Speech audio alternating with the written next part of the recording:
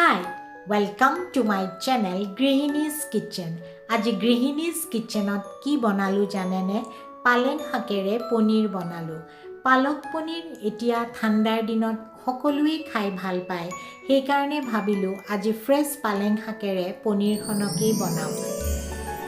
পালক পনীৰ বনাবলৈ এয়া মই ফ্ৰেছ পালেং শাক অলপ লৈছো। এইখিনি মোৰ বাগানৰ পালেং শাক হয়। এয়া মই জাষ্ট উঠাই আনিছো। এয়া চাওক কিমান ফ্ৰেছ হৈ আছে। এই শাকখিনি মই এতিয়া ভালকৈ ধুই এই পাচিটোত লৈ লম। এতিয়া মই ইয়াতে অলপ গৰম পানী হ'বলৈ বহাই দিছো। এনেকৈ ঢাকন মাৰি অকণমান উতলিবলৈ দিম। এয়া পানীখিনি অকণমান উতল আহিছে। এতিয়া মই পালেং শাকখিনি ধুই লৈ ইয়াতে 2 মিনিটমানৰ কাৰণে বহাই দিছো। এইখিনি গৰম পানীত 2 মিনিটমান অকণমান উতলাই লওঁ। তাতকৈ বেছি উতলাব নালাগে। 2 মিনিট জাষ্ট উতলাই ল'ম। এইখিনি একেবাৰে উতলি গৈছে। এতিয়া মই এইখিনি এটা ঠাণ্ডা পানীৰ বাটিত থৈ দিম। বাটিটোত পানীখিনি মই ঠাণ্ডাই লৈছোঁ। তাত কেইটামান আইচ কিউব দি লৈছোঁ, কাৰণ খুব বেছি ঠাণ্ডা পানী হ'লে ভাল হয়। এতিয়া মই পানীখিনিত এইখিনি একেবাৰে ঠাণ্ডা হ'বলৈ থৈ দিছোঁ। এইফালে মই পেন এখন গৰম হ'বলৈ দিছিলোঁ। এতিয়া মই ইয়াত 2 চামুচ তেল দিছোঁ। এই তেলখিনিত এতিয়া মই আধা চামুচ এনেকৈ গোটা জিৰা দিছোঁ। জিৰাটো ফুটাৰ লগে লগে ইয়াতে কেঁচা জলকীয়া, আদা আৰু নহৰু দিছোঁ।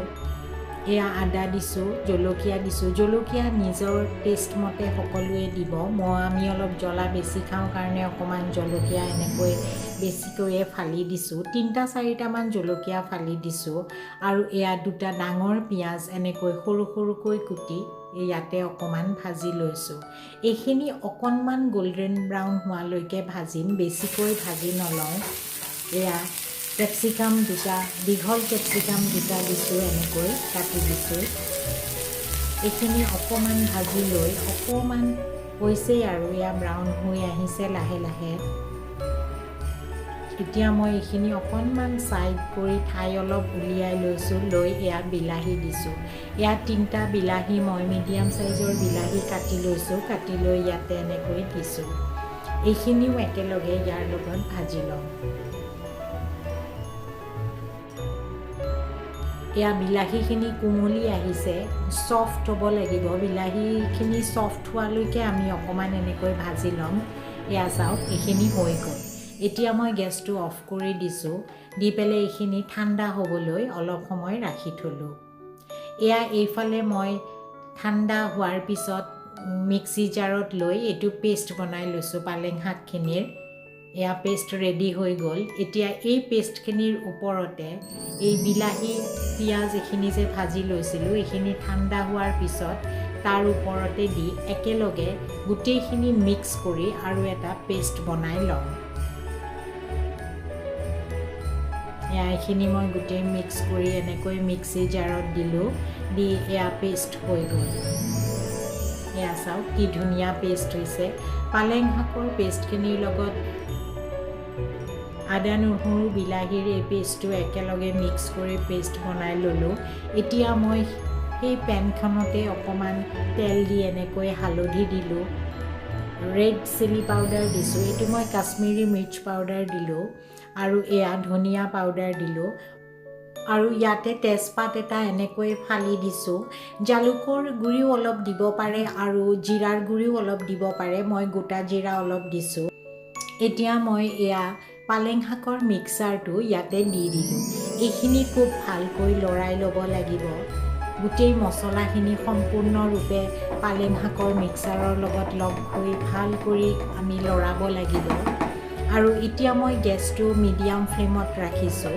এনেদৰে ভালকৈ মিক্স কৰি লোৱাৰ পিছত এইখিনি মই 2 মিনিটৰ কাৰণে অকণমান ঢাকন দি থওঁ এতিয়া ঢাকন গুচাই ইয়াতে মই অকণমান ক্ৰীম দিছোঁ ক্ৰীমটো মোৰ পনীয়া হয় সেইকাৰণে মই 4-5 চামুচ ক্ৰীম দিছোঁ যদি অলপ বেছি গোটা ক্ৰীম হয় তেতিয়াহ'লে 2 চামুচ দিলেই হৈ যাব মোৰ পনীয়া কাৰণে মোৰ 4 বা 5 চামুচ ক্ৰীম মই ইয়াতে দি দিছোঁ ক্ৰীমখিনি দি এনেকৈ ভালকৈ লৰাই দিব লাগিব ক্ৰীমখিনি খুব সুন্দৰকৈ মিক্স কৰিব লাগিব তাৰপিছত ইয়াতে মই সোৱাদ অনুযায়ী নিমখ দিলোঁ এই নিমখৰ পিছত ইয়াত মই এচামুচ গৰম মছলা দি দিছোঁ গৰম মছলা নিমখ দিয়াৰ পিছত এইখিনি আৰু ভালকৈ আমি লৰাব লাগিব গেছটো মই মিডিয়াম ফ্লেমতে ৰাখিছোঁ মিডিয়াম ফ্লেমতেই বনাব হাই ফ্লেমত দিব নালাগে এইখিনি এক উতল অহাৰ পিছত মই এতিয়া পনীৰখিনি ইয়াতে দিছোঁ পনীৰৰ কিউববোৰ মই অকণমান ডাঙৰকৈ দিছোঁ ডাঙৰকৈ দিব ডাঙৰকৈ কৰিলে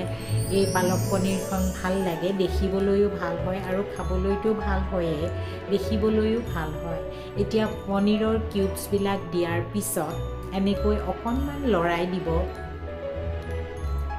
লৰাই দি আৰু অকণমান উতলিবলৈ এনেকৈ ঢাকন মাৰি থৈ দিলোঁ বেছি সময় উতলাব নালাগে 2 মিনিটমান উতলালে 2-3 মিনিটে চাফিচিয়েণ্ট হয় 2-3 মিনিট উতলোৱাৰ পিছত এনেদৰে ঢাকন গুচাই আৰু অকণমান সময় এনেকৈ লাৰি দিব বেছি লাৰিবও নালাগে অকণমান তল ওপৰ কৰি লাৰি দিব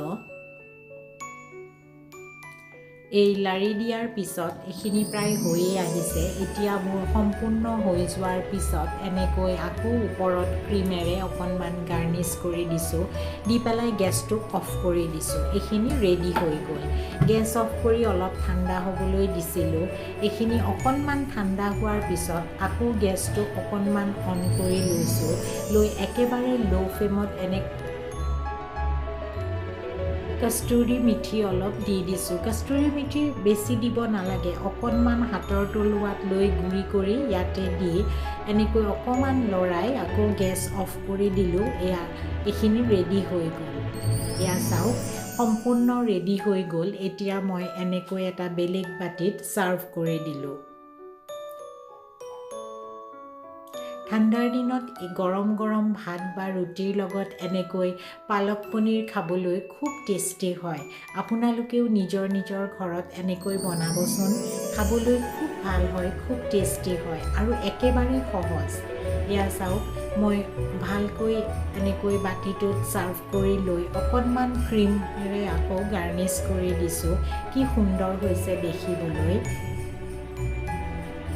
মই ভাতৰ লগত ছাৰ্ভ কৰি দিছোঁ ভাতৰ লগতো ছাৰ্ভ কৰিব পাৰে বা এনেকৈ গৰম পৰঠাৰ লগতো ছাৰ্ভ কৰিব পাৰে মই এনেকৈ পালক পৰঠাৰ লগত ছাৰ্ভ কৰিছোঁ আপোনালোকেও এনেকৈ ভাত বা পৰঠাৰ লগত ছাৰ্ভ কৰি খাবচোন